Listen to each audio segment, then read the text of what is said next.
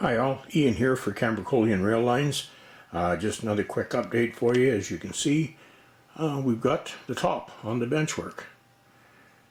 And we've been working on that for, I don't know, 2 days now, maybe 3 days.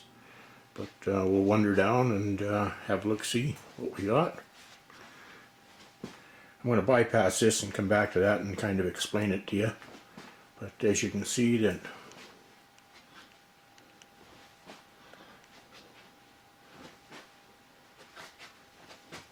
okay, the hardboard is out of the way. You can see the hole in the wall, and there's the hardboard piece. I just got to cut the back out of that. But as you can see, we're coming right along with this.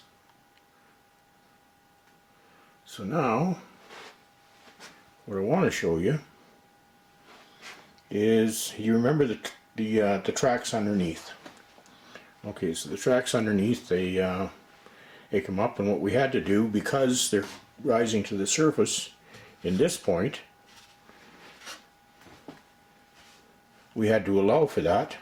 So what I did with this piece of plywood here, I measured it to fit the benchwork, and then all I did was just run it through the table saw just on each side, so that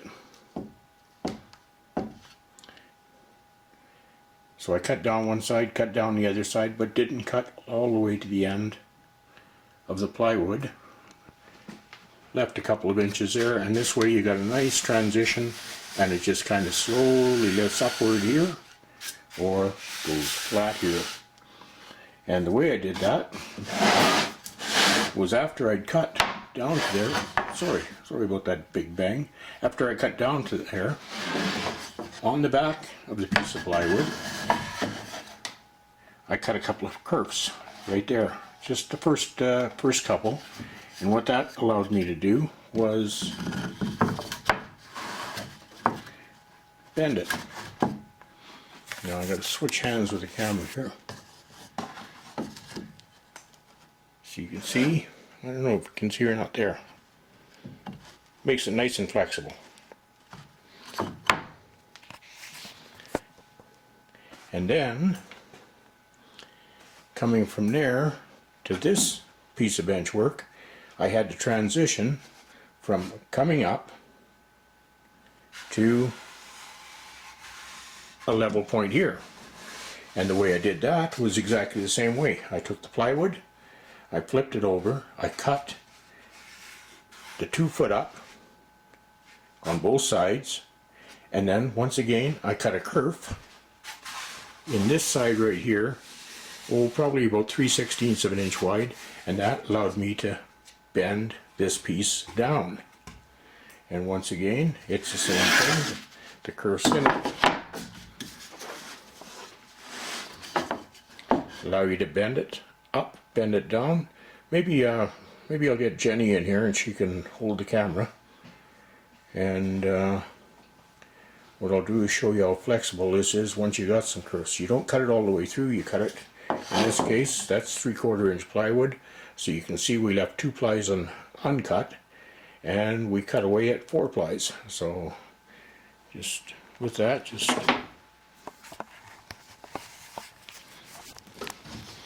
and maybe just back up far enough so you can see this.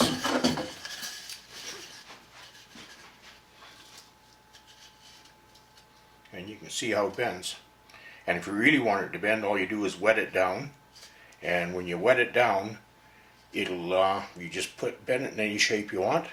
Let it set overnight. It'll dry out, and it'll dry in that, basically in that position. Might flex back a little bit, not much. But you can see, just by cutting the curve in here, it allows you to bend, and you get a nice smooth surface up here. Where normally, if you tried to take a couple of pieces of plywood and join them together, you'll end up with an angle of some sort, and it's hard to transition your track. Now you're saying, if you remember, this piece in here was 3/4 inch plywood. Our benchwork is made out of 1/2 inch plywood, and the reason for using the 3/4 in here was we didn't want to use road bed all the way through here, so at some point we had to transition from 3/4 inch to 1/2 inch, but get it to to accept roadbed. So that's what we did. So here's the roadbed. It's not been broken apart yet, but and you slide the roadbed under the track at this point, and there you are. The 3/4 down to a 1/2 inch, and roadbed, I can't speak anymore. Roadbed transitions it back up to make it the 3/4 again. And once this is covered in, then you'll never see the fact that there's no roadbed here. We start with the roadbed here, which the people will see, and then you put the ballast on. It all looks real nice, but if you look up here, it's just a nice gentle transition from a ramp to a flat surface. Alright, so with that, I'll sign off now, and I'll get this posted. And once again, thanks for watching, and take care of yourselves.